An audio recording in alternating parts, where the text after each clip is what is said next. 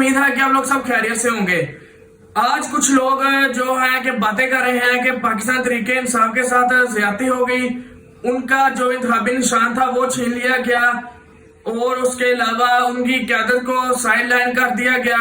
لیکن اگر ہم ماضی میں ہونے والی دیگر سیاسی جماعتوں کے زیادتیوں کا اندازہ لگائے تو ہمیں پتہ چلتا ہے کہ 2018 کے سینٹ کے انتخابات میں پاکستان مسلم لیگ نون کے امیدواروں کو آزاد حیثیت سے الیکشن لڑنے کا کہا گیا اور ان کی پارٹی ٹکٹ جو تھی وہ واپس کروائی گئی۔ اور اس کے علاوہ ہمیں ماضی میں پاکستان پیپلز پارٹی کے ساتھ بھی زیادتی ہوتی ہوئی دکھائی دیتی ہیں، دوران ان کو جیلوں میں ڈالا جاتا تھا۔